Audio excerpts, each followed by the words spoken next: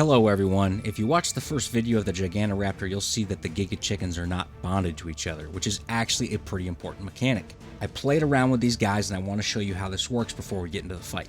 Now, I didn't want to waste anyone's time with watching the same footage again, so we're just going to cover what's different as quickly as possible.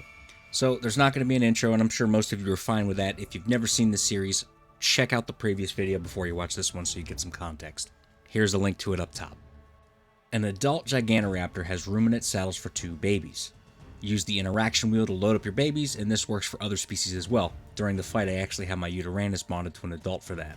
Once you have the babies in the saddle, you're going to notice down here that the Gigantoraptor babies require one creature level 90 or higher to be killed in order to bond with the adult. If there's nothing in the area, just run around until you're alerted that baby wants to murder something. It's going to mark it for you, and once you kill it, boom, you are now bonded with that baby. The parents and the babies get different buffs. The strength of this buff is determined by the counter down here in the middle of the screen. This counter increases with intervals of 5 for every creature that the parent bonds with, or it increases by 1 for every creature a baby that is bonded with this parent kills. That one's important. If a baby that is bonded to a parent kills a single creature, then that number for that parent will go up by 1.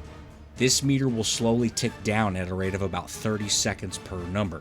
Levels 1 through 15 will give the parent the alloparental pride buff, which increases damage output and experience for that specific parent.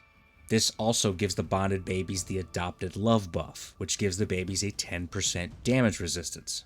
Levels 16 through 25 give the adults the alloparental fury buff, which changes the glow around the Gigantoraptor to red and adds a movement speed to that buff. At level 25, you're looking at 50% damage increase, 25% experience increase, and a 10% movement increase for the parent, which is huge. The baby's buff will also upgrade to the adopted rage buff, which adds a 5% damage increase.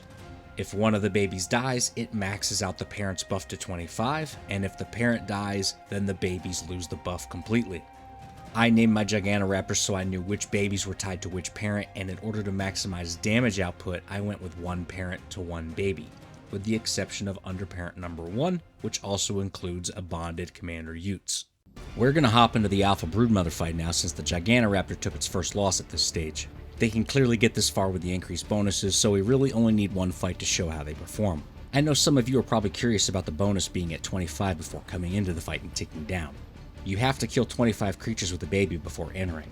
What I did was hatch 25 eggs, kill them with the baby, then cryopod the parent. It stopped the timer from counting down, and I redeployed all the parents around the obelisk before entering, so the moment we entered the arena, we were sitting at about 23 on the counter. You'll have to worry about cryo sickness on official, so the best way would probably have all the eggs ready to go prior to the fight, and dump them all down, hatch them, and go to town with the babies before launching the fight.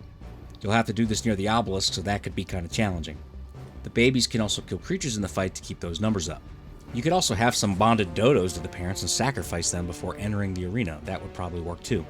Of course, if you're on PvE, you wouldn't be able to do this since you'd have to unclaim them and they wouldn't count as bonded at that point.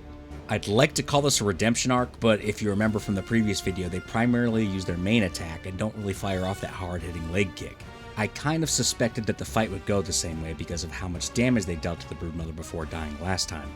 Even if the babies also got a 50% increase to their damage output and the total damage bonus stayed at a constant 50% increase, the math just doesn't add up. Now, I will say that having one of these in your party that has the rest of the creatures bonded to it might be worth it. They still deal okay DPS, and you're basically giving the rest of your creatures a 10% damage reduction with the lowest level buff. In the end, the bonding bonuses aren't enough and they still can't down the Alpha Broodmother, so they'll have to stick with their Silver Boom Medal. I know this video was a little bit of a different format, but I felt it would be better received this way. As always, hit me up in the comments if you have any feedback. Thank you for watching, and I'll catch you on the next one.